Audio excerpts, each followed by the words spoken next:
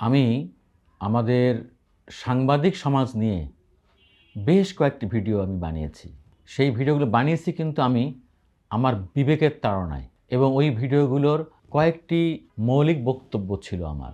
প্রথমত ছিল এই যে ফ্যাসিস্ট স্বৈরাচারী শেখ হাসিনা সরকার, তার ফ্যাসিস্ট হয়ে ওঠার জন্য সবচেয়ে বেশি দায়ী হলো সাংবাদিকরা। এটি কেন বলেছি, কী কারণে বলেছি সেটা আমি কিন্তু যুক্তি তথ্য দিয়ে আমি জানিয়েছি, এবং আমার সঙ্গে অনেকেই নিশ্চয় একমত পোষণ করবেন। আজকেও আমি আমার সাংবাদিকদের নিয়ে, আমার সাংবাদিক সমাজ নিয়ে কিছু কথা বলতে এসেছি।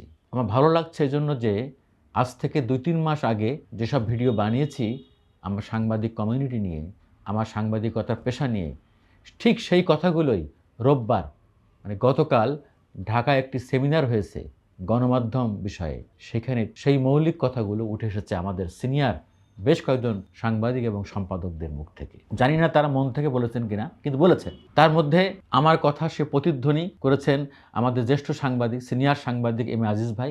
তিনি বলেছেন এই দ্বিধাবিভক্ত সাংবাদিক ইউনিয়ন চাই না। এই দ্বিধাবিভক্ত সাংবাদিক ইউনিয়ন যদি আমরা এক করতে না পারি, ঐক্যবদ্ধ সাংবাদিক সমাজ না করতে পারি, ঐক্যবদ্ধ সাংবাদিক ইউনিয়ন না করতে পারি, তাহলে এই গণমাধ্যম সংস্কারের কিছুই হবে না। গণমাধ্যম সংস্কারের করতে হলে তার বেসিক জায়গাটা হাত দিতে হবে। বেসিক জায়গাটা হলো সাংবাদিকদের রাজনীতি থেকে মুক্ত করতে হবে। যিনি দাবি করবেন সাংবাদিক, তিনি কোনো অবস্থাতেই কোনো দলের লেজুর ভিত্তি করতে পারবেন না। ঠিক গতকাল সেই কথাগুলো ওখান থেকে এসে উঠেছে। প্রায় একই কথার প্রতিধ্বনি দিয়েছেন আমাদের প্রধান উপদেষ্টার প্রেস সচিব শফিকুল আলম ভাই। তিনিও কিন্তু এর কাছাকাছি অনেক কথাই বলেছেন। বিশেষ করে কালকে 3-4 জন ব্যক্তির কথা খুবই উল্লেখযোগ্য ছিল। এর মধ্যে আমাদের শফিকুল আলম ভাই, এম এ আজিজ ভাই, মানবজমিনের সম্পাদক মতিউর রহমান চৌধুরী সহ এবং মাসুদ কামাল, মানে অনেকেই, সিনিয়র সাংবাদিক তৃতীয় মাত্রা, জিল্লুর ভাইয়ের সিজিএস যে একটা সংগঠন, তার উদ্যোগে এটি করা হয়েছিল। জিল্লুর ভাইকে ধন্যবাদ জানাই যে এরকম একটি উদ্যোগ নেওয়ার জন্য। তো আমি আমার ভিডিওগুলোতে বলে আসছিলাম সাংবাদিকদেরকে হতে হবে পেশাদার। সাংবাদিকরা হতে পারবে না কোনো দলের লেজুরবৃত্তির হাতিয়ার। সাংবাদিকদেরকে শতভাগ পেশাদার হতে হবে। যতক্ষণ পর্যন্ত সাংবাদিকরা পেশাদার না হবে, রাজনীতি মুক্ত না হবে, দলবাজি মুক্ত না হবে, ততক্ষণ পর্যন্ত বাংলাদেশে স্বৈরাচার পয়দা হতেই থাকবে। এক স্বৈরাচার যাবে আর এক স্বৈরাচার আসবে। যেই সময় অবিভক্ত সাংবাদিক সমাজ ছিল, সেই সময় কিন্তু বাংলাদেশে গণতন্ত্র মোটামুটি একটি জায়গায় ছিল। ওই স্বৈরাচার এরশাদ সাহেবও কিন্তু সাংবাদিকদের ভয় পেতেন।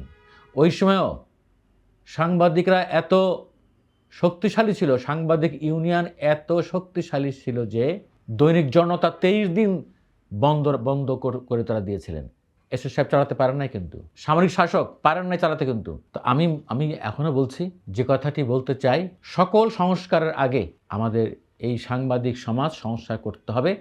তার জন্য প্রথম কাজটা হচ্ছে এই যে বিভক্ত সাংবাদিক ইউনিয়ন, এই যে লেজুরবৃত্তি দলীয় সাংবাদিক ইউনিয়ন, এটাকে ভেঙে দিতে হবে। প্রেস ক্লাবের যে সমস্ত দলবাজ সাংবাদিকদেরকে সদস্য করা হয়েছে, যে সমস্ত পেশাদার সাংবাদিক এখন সদস্য হইতে পারে নাই, প্রেস ক্লাবটাকে এটি সঠিক পথে আনতে হবে। সাংবাদিকদের এত সংগঠন থাকার দরকার নাই। আমি তো মনে করি যে একক একটি ঐক্যবদ্ধ সাংবাদিক ইউনিয়ন থাকবে একটা, আর জাতীয় প্রেস ক্লাব আর ঢাকা রিপোর্টার্স ইউনিটি। এই তো মোটা দাগে আমাদের এই 3টি সংগঠন থাকলেই তো হলো।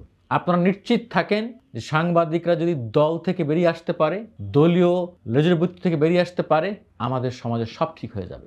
তখন সাংবাদিকরা সত্য কথা লিখবে, সাহস করে কথা বলবে, একসঙ্গে থাকবে, ঐক্যবদ্ধ থাকবে, ক্ষমতাকে প্রশ্ন করতে শিখবে।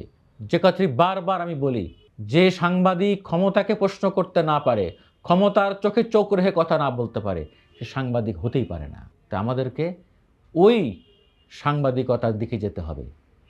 শতভাগ পেশাদার সাংবাদিক হতে হবে, এবং তার জন্য অনতিবিলম্বে আমি দাবি জানাবো, যেহেতু কালকে একটি সেমিনার হয়েছে, আমি প্রধান উপদেষ্টার প্রেস সচিব শফিকুল আলম ভাই সহ ওই সেমিনারে যারা ছিলেন দায়িত্বশীল প্রত্যেককেই অনুরোধ জানাবো, যেহেতু আপনারা একটি সেমিনারে এই ধরনের প্রস্তাব দিয়েছেন, আসেন বাস্তবে আপনারা এটি করে দেখান, এবং আপনারাই পারবেন।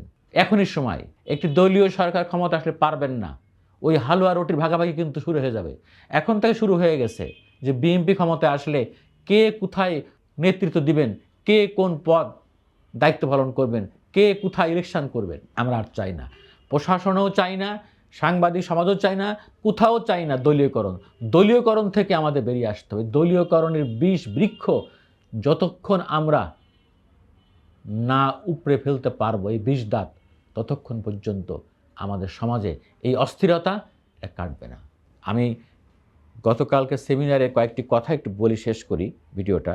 কিছু সংখ্যক সাংবাদিক ও গণমাধ্যমের ভূমিকারও সমালোচনা করেন মানবজমিন সম্পাদক মতিউর রহমান চৌধুরী।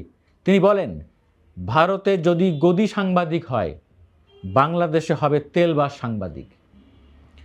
তিনি বলেন, অনেক সাংবাদিক বেতন পান না, এটা যেমন ঠিক, আবার অনেকের বেতন প্রয়োজন হয় না, এটাও স্বীকার করতে হবে। এই দুর্নীতির বিরুদ্ধে কথা বলতে হবে। আমাদের আত্মসমালোচনা করা উচিত। বিচার বহির্ভূত হত্যা, মানবাধিকার সহ অনেক বিষয়ে সাংবাদিকতা বিগত সময়ে ব্যর্থ হয়েছে উল্লেখ করে প্রধান উপদেষ্টার প্রেস সচিব শফিকুল আলম বলেন, গত 15 বছর গণমাধ্যম জনগণের কথা বলেনি। অনেক ক্ষেত্রে অনেক সাংবাদিক সরকারের তাবেদারি করেছেন। অনেককে বলেছেন তাদের অনেকের হাতে রক্তের দাগ লেগে আছে। অনেক ক্ষেত্রে তারা গুম ও বিচার বহির্ভূত হত্যাকে লেজিটিমাইজড করেছেন। এটা বললে অনেকে বলেন যে এসব বলা যাবে না। গণমাধ্যম সংস্কার কমিশন গঠনের লক্ষ্য প্রসঙ্গে শফিকুল আলম বলেন, গণমাধ্যম শিল্পকে ঢেলে সাজানোর একটি অনন্য সুযোগ এসেছে। তিনি চান যথাযথ রেগুলেশন হোক, সাংবাদিকেরা স্বাধীনভাবে দায়িত্বশীল সাংবাদিকতা করুক।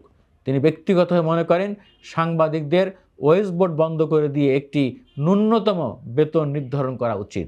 এটার নিচে কাউকে বেতন দেওয়া যাবে না। তিনি দাবি করেন, অন্তর্বর্তী সরকারের 5.5 মাসে কোনো গণমাধ্যমকে কোনো নিউজ নামাতে বলা হয়নি। কোথাও সরকার হস্তক্ষেপ করেনি। গোয়েন্দা সংস্থাগুলোকেও এই নির্দেশনা দেয়া আছে। অনেক কথা বলছে, আমি এখানে আর বলে সময় নষ্ট করতে চাই না। মোট কথা হলো যে আমার ভালো লাগছে খুবই যে আমি গত 2-3 মাস আগে আমি আমাদের সাংবাদিক সমাজের সংস্কার নিয়ে যেসব প্রস্তাব দিয়েছি, সব কথা বলেছি। হয়তো ওই সময় অনেকের মনে আঘাত লেগেছে, কষ্ট লেগেছে, কিন্তু আমি খুবই অনুপ্রাণিত হলাম এবং হয়েছি যে গতকালকার এই সেমিনার দেখে যে আমার মতো অনেকেই সত্য কথা বলা শুরু করেছেন, সামনে তারা প্রকাশ্যে কথা বলছেন। আমি চাইব যে আমাদের সমবয়সী, আমাদের সিনিয়র, আমাদের যে সমস্ত গুরুজনরা আছেন, তারা অবশ্যই এই সমস্ত দলীয় লেজরবৃত্তির মোড়ক থেকে বেরিয়ে এসে সত্যিকার একটি স্বাধীন সাংবাদিকতার পরিবেশ তারা তৈরি করবেন, এবং সেটার জন্য এখনই সময়। এবং শেষ করব একটি কথা বলে। এই কথাটি বলেছেন আমাদের একজন খুবই স্বনামধন্য অকুতোভয় দেশপ্রেমিক সাংবাদিক মাহমুদুর রহমান ভাই, আমার দেশ সম্পাদক মাহমুদুর রহমান ভাই বলেছেন যে আমরা অনেক সময় লিখি বা বলি অভিযোগ আছে, এই কথা বলে কোনো নিউজ করা যাবে না, অথচ অহরহ আমরা এই সূত্র দিয়ে যে অভিযোগ পাওয়া গেছে, অভিযোগ আছে। ইভেন আমরা এমনও সাংবাদিকতা করছি যে যিনি অভিযুক্ত ব্যক্তি তাকে ফোনে পাওয়া যায়নি, তার বক্তব্য পাওয়া যায়নি, তার বক্তব্য ছাড়া আমরা নিউজ করছি। এই অপসাংবাদিকতা থেকে বেরিয়ে আসতে হবে। আমি মনে করি সাংবাদিকতা হবে, সংবাদ 2 রকম, একটি হলো ঘটনা আর ওটা অনুসন্ধান। অবশ্যই অনুসন্ধান করে প্রকৃত সত্য বের করে আনতে হবে এবং যিনি অভিযুক্ত তার বক্তব্য পুরোপুরি দিতে হবে। অভিযোগ পাওয়া গেছে এটি করে কথা, সাংবাদিক বলবে যে আমি অনুসন্ধান করে তথ্য প্রমাণ পেয়েছি, এই হলো তার তথ্য প্রমাণ। কিন্তু আপনি অভিযোগ পাওয়া গিয়েছে এটা বা শোনা গেছে, জানা গেছে বলে আপনি যার তার চরিত্র হরণ করতে পারবেন না। প্লিজ, সাংবাদিকতা করতে গেলে ঘাম ঝরাতে হবে, পরিশ্রম করতে হবে। আল্লাহ হাফেজ।